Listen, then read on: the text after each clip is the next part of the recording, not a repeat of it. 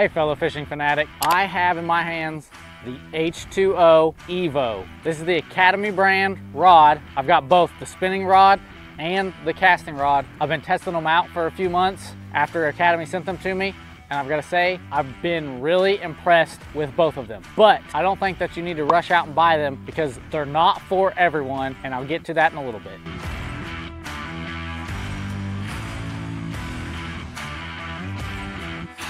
My name is Wesley Littlefield with Anglers.com, and as I mentioned, Academy sent me these rods to test out, so that's what I've been doing for the last few months with these rods, and I really like them. So let's get into the review of the spinning rod. First of all, I don't use a spinning rod all that much for bass fishing anymore.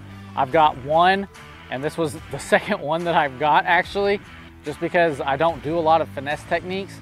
So I don't use it a whole lot, but for the sake of this testing, I did use this rod quite a bit, and overall I was impressed. You know, it has a great feel in the hand. I was able to cast a really long distance. It's not super heavy. I got the medium fast action rod, so it's got a little bit of power, not a ton, and it's got a fast tip, pretty sensitive, but that was also one of the cons is I don't think it's as sensitive as they claim it to be, especially with the helical core design. That design is intended to be very sensitive and strong at the same time. Now, I haven't caught any giant fish on this, but I've caught several bass using it, you know, in the 1, 2, 3 pound range. They bent it over, haven't had any problems with, you know, durability, setting the hook on stuff. I've been hung up with it and thought as a fish, set the hook real hard, it bent over just fine. I've been throwing it around in my truck, so, you know, watch out for the eyes, all that kind of stuff.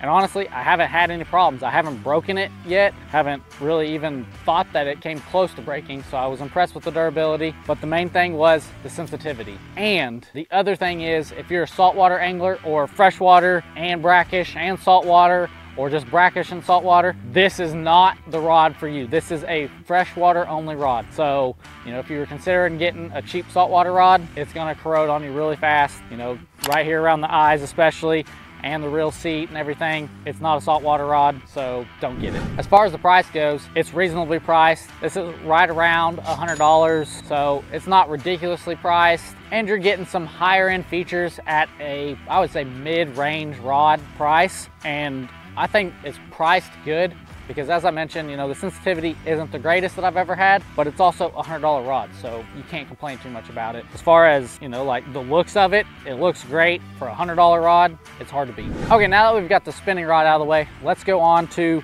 the bait casting rod. This one, I was super excited to test out the bait casting rod because, number one, I got it in a rod that I've been needing. It's a little bit longer at 7'11". I don't have anything typically over 7 foot, so that's why I got it. And it's a heavy power, fast action rod, which I'm using it primarily for jig fishing, but I threw a bunch of different lures on it just to test it and see how it works. You know, I've got a crankbait tied on here today, just throwing it around, feeling it, and it's okay. I would rather have a little bit softer tip for a crankbait, but the good thing is this comes in different powers, different actions, and different lengths, so you can get what you want. So what else are the pros? I really think all the pros are pretty much the same as the spinning rod. Now, it feels comfortable in the hand. It's really light, so it's, you know, even though it's a 7'11", I'm not lugging it around and, you know, my arm's not tired after using it all day. I really like that. It looks great. The blue and black color selection just goes together great, I think. I'm kind of particular to it. I've caught a little bit bigger fish with this rod. Now, granted, it was probably like 3 pounds, maybe 4. So I still haven't got to really set the hook on a big fish yet with this rod, but it's held up so far. I've been impressed with the durability. Same thing as the spinning rod. I've been throwing it in my truck and going, not protecting it at all. The eyes are all still fairly straight.